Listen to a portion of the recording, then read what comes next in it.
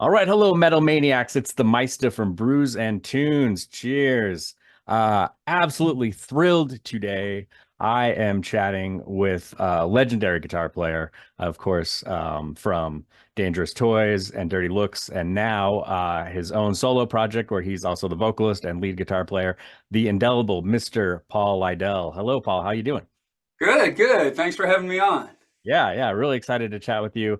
And first off and foremost, I have to congratulate you on the new solo album, Paul Lidell's Scream Therapy. What a kick-ass, fantastic album from start to finish. I love it. Came out in what I guess it's just a few months ago. I think Yeah, September, fairly October. recently. Yeah, and just yeah, what a fireball of an album. I mean, it's just smoking. Ah, Yeah, from start I to appreciate finish. that. Yeah, really cool. I'm really digging it, since I, came across it. Yeah, it's one of those albums for me. It's like as soon as it finishes, I start right over again because I'm like, I want more. Well, that's great. Yeah, I'm eating it up. It's really cool. Yeah, I love all the hooks. So many great riffs in that, on that album, like some of my favorite songs. Well, I love the title track, Scream Therapy, but Alibi and Run. I mean, just foot stomping, you know, fist pumping music. It's just really cool stuff. So yeah, really Well, digging it. thanks. We have videos actually of all of the songs that you've mentioned that are on YouTube. So Yeah, and definitely. So for those watching, yeah, check out the links below in the description. You can check out Paul's YouTube page and check out some of these videos because they're really cool. There's really good stuff on there, and there's even I think some live footage too from you guys playing at shows.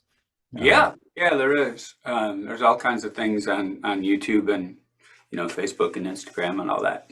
Yeah, nice. So tell me, I'm really curious about because obviously you're in Dangerous Toys. So tell me about kind of how this all came about as far as you doing a solo album. Like, is this something you've been wanting to do for a long time, or was this, kind of a newer thing? I mean, obviously it's a new album, but I was wondering if this has been in the works for a while, or kind of how did this all start for you? Well, I've for many years I've been a singer in bands, and so part of what I enjoy doing is singing on albums, and so my previous band that I was fronting had collapsed during the pandemic, Hmm. and so I still have I am continually writing, and so there's a new batch of songs that came up, and so it was necessary to put together a new band to Okay. present these new songs. So Cool.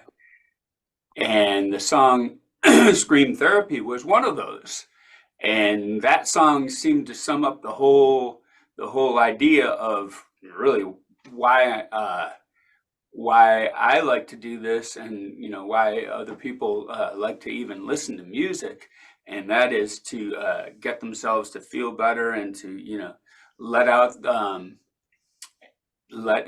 just let out the emotions, and just to get to a better place. So Nice. that's why the band is called that, and so that's the first single um, was actually Scream Therapy. So Nice. Yeah, very cool. How did you so the band, tell me a little bit about the band. How did this come about? Have you these musicians you knew already or did you ask them to come and play for you or did you have, auditions or kind of, what was the kind of how did that all happen with the band that you've got? myself and the drummer have played together. His name is Frank Kriegy, and we played together in bands for the last couple decades or so. Several different bands, all different styles, uh, except except for rock. But he's a great rock drummer. He can play anything. And so I was telling him about, how I have these songs. And so we started jamming together, and we put together what was the demo of the album. Hmm. with just he and I, and then we went about recording that album, and then brought in Joe Giordino on bass and Lee Young on guitar, and so that's the live band, and it's pretty killer. Yeah, yeah, really tight. You guys are really tight and seem to really gel really well together. You know, I mean, which is definitely evident in, you know, not just the album, but when you see the live footage, I mean, it seems like, yeah, you guys are a really tight outfit, which is really cool to see. Um, so do you have some live shows lined up? Or are there plans to tour with the album at Yeah, all? yeah, we played. What was it? Last week we played a couple shows. We played in Austin, and then we played in San Marcos. These are mostly regionally Texas shows.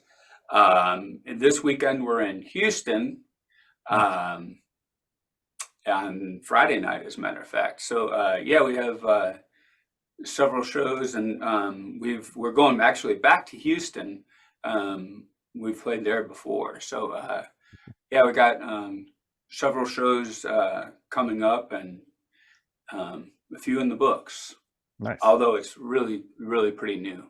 Yeah, yeah. Do you have any intention of kind of, you know, getting out of the Texas area and hitting, you know, more of the country or Yeah, yeah, we'd love to get out. And there's been a lot of response from the East Coast, and so we'd love to get out there. Uh, Specifically, like the Baltimore, Pennsylvania kind of area, my old stomping grounds from back when, and there's a lot of interest and talk about the band in that area. So I think it would be great to get to there, and then of course the Midwest and the East Coast as well, and the West Coast. very cool. Very cool. Yeah, yeah. I'd love to see you guys live. That'd be great. You know, I've you know watched some footage, you know, obviously on YouTube, but yeah, I'd love to actually go to a show. Just it just seems, you know, just so high energy and like you said, you know, with the you know kind of the idea behind, you know, scream therapy, you know, it's yeah, it's like this therapeutic, it's cathartic, it's yeah, and It is, and not just for us. I think it's, yeah, I mean, for an audience to be yelling along with the songs and singing along. yeah, Um, I always have more fun if I'm at a show and I'm yelling and screaming and singing and everything. That's when I have the most fun. So I know it's the same way, you know. Um, so that's why the songs are sort of made to be, I think. Some of them are sort of, on the anthemic kind of thing where people would like to sing along and hopefully relate to the songs as well. yeah, yeah. I agree. Yeah, it seems like, you know, especially like a song like "Run." I mean, that has, you know, I mean, that definitely is one that you just want to scream out and yell right along with you. And when, you know, when that's playing, it's yeah, just yeah, like you said, very anthemic, and yeah, that's cool. Yeah, that's one thing you know, I said before. I love it. It's got a positive, upbeat, you know, and it kind of harkens back to, you know, my childhood with, you know, just like 80s hard rock and metal, but it's really fresh too, which is nice. But yeah, it's just a great album. Just so many cool songs on there. Yeah, I've been really digging it, really loving it. My roots certainly are in that old school metal kind of thing. So that's certainly where that's coming from. Yeah, definitely. And Even a there's lot of influences of I even had like high school and Hmm. things like that. Like, first learning to play guitar and all that. Oh, okay, cool. All the Van Halen and the Ozzy and Black Sabbath and all that. I feel like and sort of made its way into the mix. Yeah, definitely. Yeah, there is definitely, you get that kind of feel, which is cool. And there's even like it, you know, correct me if I'm wrong, it almost feels like there's like just a hint too of like Southern rock in there, like a little bit of, you know, Kentucky Fried Southern rock, just kind of hints of it, you know. Which is interesting. I would start off as a drummer, and the last band that I played drums in was a Southern rock band. Oh, wow. And so the guitar player in that band was showing me how to play a bunch of songs and sort of showing me the ropes on the guitar. And that was so yeah, Southern rock. When I was first starting off, that was a thing. You know, the Molly Hatchet and Outlaws and Yeah. Leonard Skinner and stuff like that was some of the first stuff that I was learning to play. So although that yeah, it never really occurred to me, but I suppose if that's in there, that's why it's in there. Yeah, I mean, it's subtle, but it's definitely I kind of feel like there's a little bit there. Yeah, that's cool. I didn't know that's really interesting. I didn't know you started out as a drummer. That's fascinating. And which actually now I'm really curious, like how did you kind of tell me about your musical journey? Like how did this all start from you for you? Did you come from a musical family? Like what got you into playing? When did that start for you? Well, I got a drum set at age 9, Oh wow. and then I got a guitar at age 10, an electric guitar, which I had no idea what to do with. Um, the electric guitar was supposed to be a birthday gift for my neighbor, who never got the guitar. Oh, He got something else. I kind of like this guitar thing. And then I started playing in bands as a drummer at age 14 and played in several bands, all different styles. I played in like a traditional jazz, working jazz band, oh wow. among other things, and rock, and like I said, the Southern rock band, and a variety of prog and all kinds of things Nice. as a drummer. And but the whole time I was also playing guitar, but not thinking of it as a vocation. I was thinking of, you know, I always considered myself to be a drummer, and that was what my future was going to be. It Oh was wow. going to be a drummer. But I was playing guitar for like hours a day, and I was starting to write songs, and eventually was playing guitar in bands and drums in other bands at the same time, and then the guitar obsession just overtook the drums, and Hmm. eventually the drums went away, and all of that energy all went towards playing guitar and writing Hmm. and singing and things like that. So Oh I've been wow. doing that for a long, long, long time. Yeah, that's interesting. Do you ever still tinker around with the drums at all, or are you more just, focused on your guitar work? Yeah, from time to time. I'm also a music teacher, Oh, and cool. so in addition to teaching guitar, I also teach keyboard, which I play, and teach voice and bass, and I've taught drums as well. Wow. Um, so most of my drumming is usually in a teaching kind of way, because I have a lot of experience in education as in drums. Okay. Nice. So I Wow. feel like the whole rhythm thing has always um, been something I gravitated towards, and I think I carried that over to the guitar somewhat. Yeah. Yeah, definitely. Definitely. Yeah, because it seems like, yeah, your riffs are very, yeah, there's a rhythmic element to the way you play, which is really cool. And I think, kind of part of that, um, why it's so high energy too. It seems like, yeah, there's a rhythmic element to your guitar strumming and whatnot. Yeah, that's cool. Mhm. I didn't know that. Yeah, I had no idea that you started as a drummer. That's really interesting.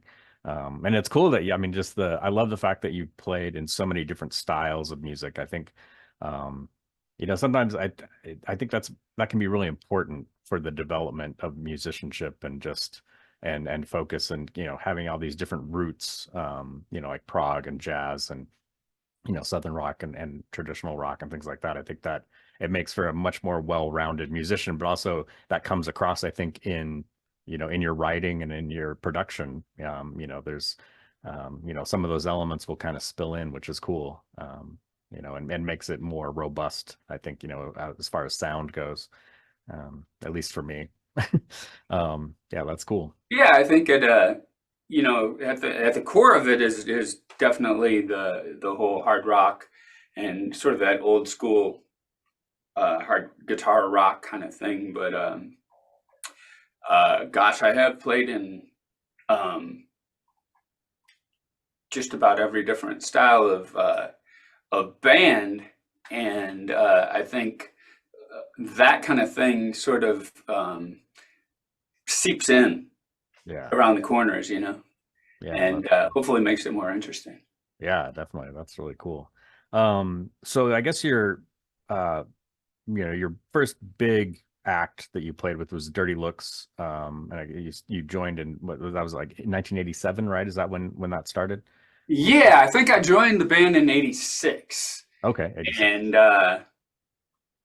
And we toured a lot, mostly on the East Coast, and mostly in my Chevette. And we were paid $5 a day for touring. Wow. And we played all over the place, and eventually caught the interest of Atlantic Records.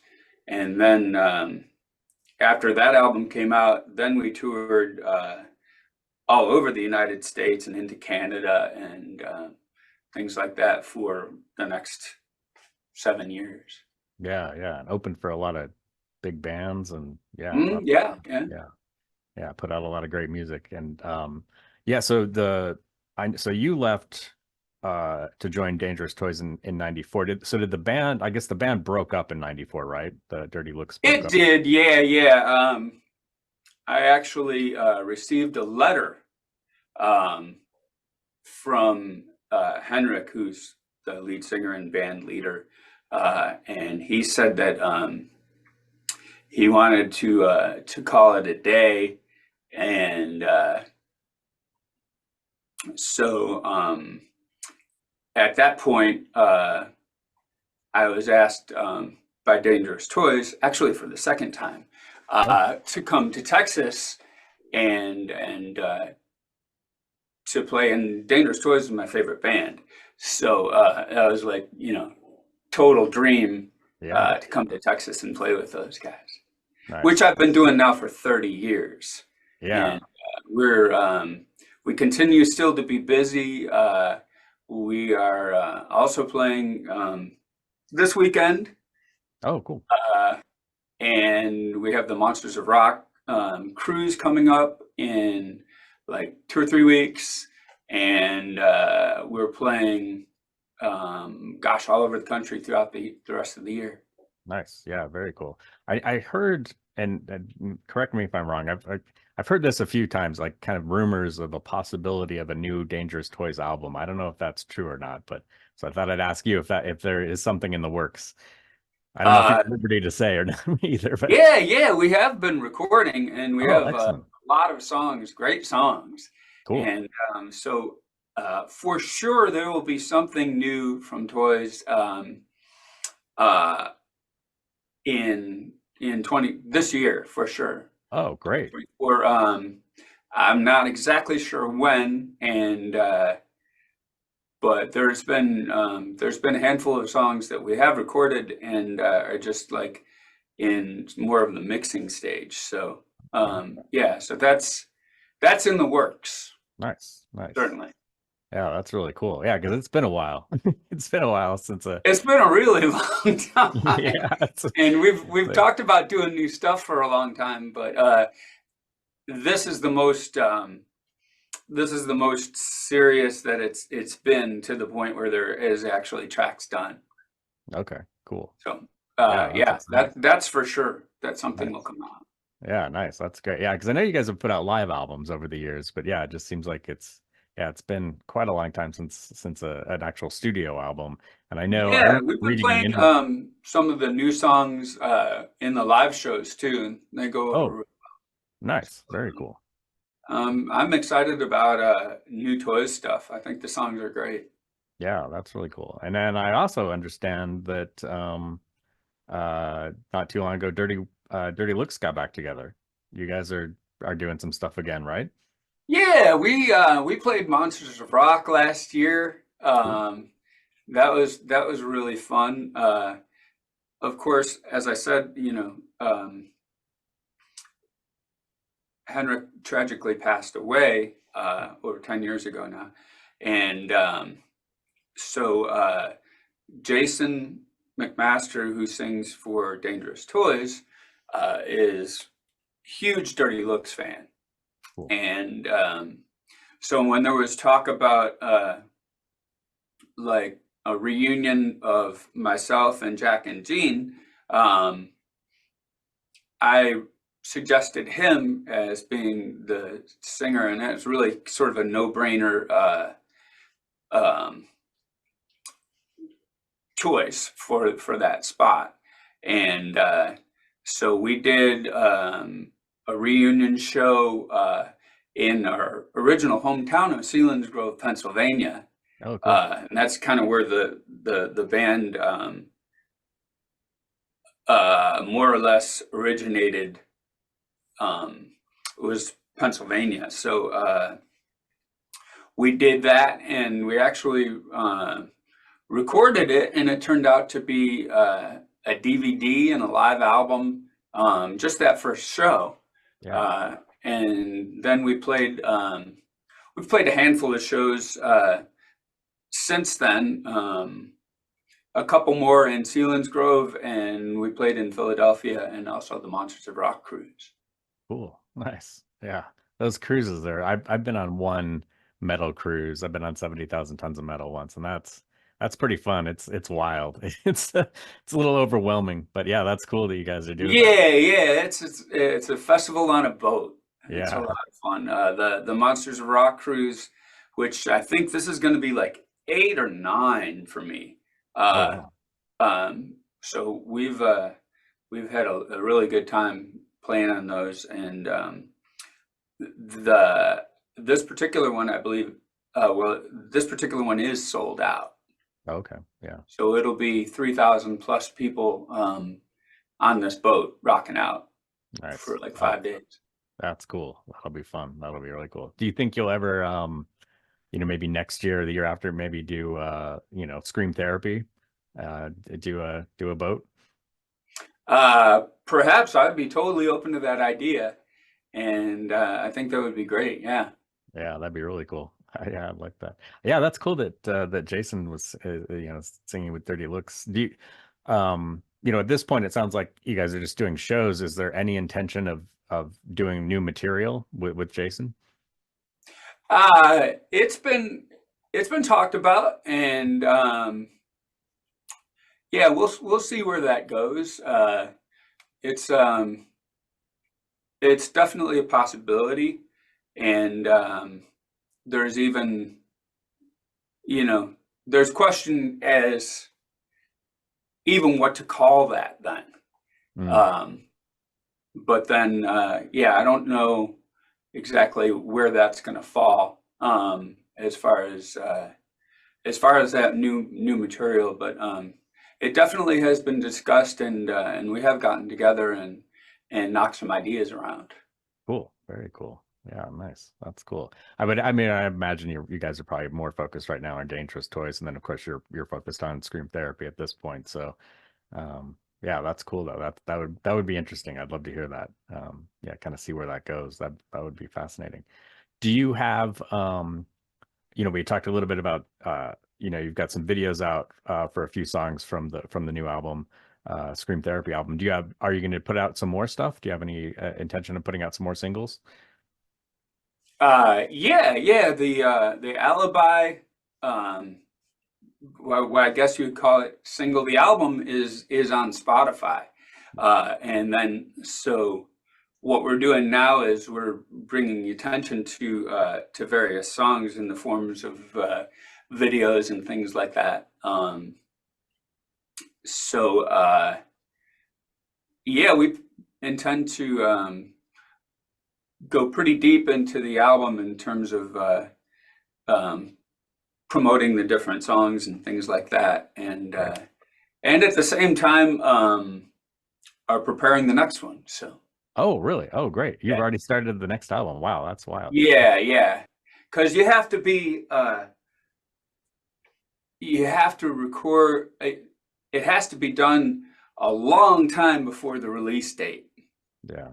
um, because of the way things are now, where it's you have to sort of release several singles to get people to know that there's a record coming out, and then so by the release date, it's many months past when you may have finished Yeah. the whole thing. Right. Yeah, that's interesting. Yeah. Yeah, it seems like yeah, the music industry is it's a weird industry. It seems like it's kind of goes through different morphs into different things. Like seems like now it's kind of like it was in the 60s where it's all about the singles. More so where like in the late 60s and early 70s it was all about the album. It was an album, we were all kind of album driven. And I'm still an album. Yeah, that's a fantastic observation. I never thought of it like that, but that's true, which makes you want to wonder if that shift is going to shift back over to the album kind of format. I know vinyl is now sort of a big thing in a cult kind of way, Yeah. um, and it makes me wonder if there would be a shift back to listening to uh, an album as a whole as opposed to just the singles, Yeah. or maybe that day has passed. I hope not. I'm an album guy. I have a lot of vinyl, and CD. Yeah, and I love just sitting down and listening to an entire album. Yeah, looking at the vinyl, reading through the liner notes, looking at all the photos and everything. I've always been, since I was a kid. I've never really changed. Yeah, that was part of the joy Yeah, of getting a new album, and you just engross yourself in not only the listening to the album again and again and again, but also just absorbing every detail about the album cover. yeah, exactly. I always knew who the producers were and who played on the record and who their light guy was, and you Yeah. know uh, and had poured over one of my favorite albums of all ever is called Aerosmith Rocks. Oh yeah, great album. And on the inside cover of that, they this was like candy because they had 100 million just little tiny pictures, and so there was tons of stuff to look at, and it really brought you kind of into their world, I thought. And Yeah. so I spent a lot of time just looking at that and listening to the record, as well as all the other ones too. Right. Yeah. Yeah. It's the exact same way. That's cool.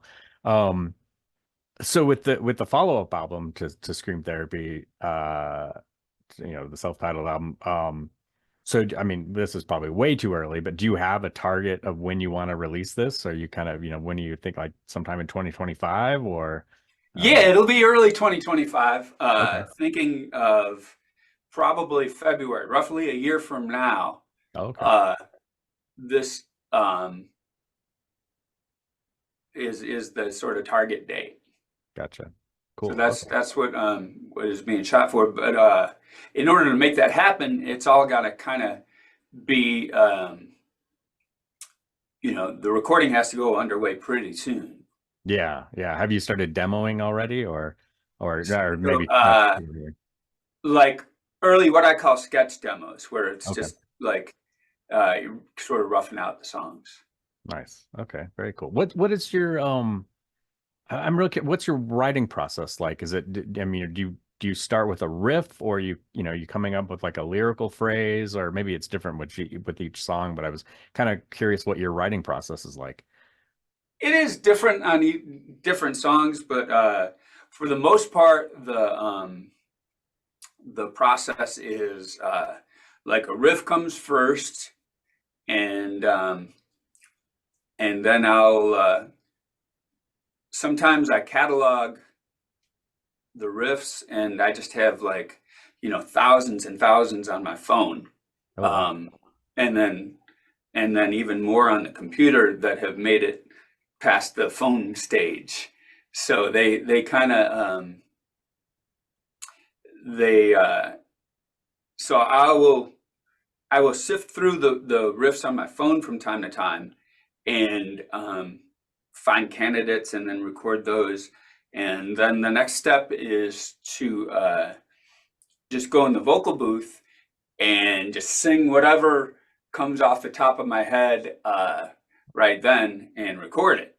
Okay, interesting. And a lot of times in that process, like lyrics and titles and things just present themselves. And so I like to think that it's more a process of remembering the song than creating it. It's the same feeling. Yeah. Using the same sort of part of your brain, I suppose. And so in that, and the vibe of the riff will always inform the vibe of the vocal and of the lyrics. So a dark riff will usually get sort of dark lyrics. Yeah. And great example is the case of like Run, where that the music sounded kind of alarming.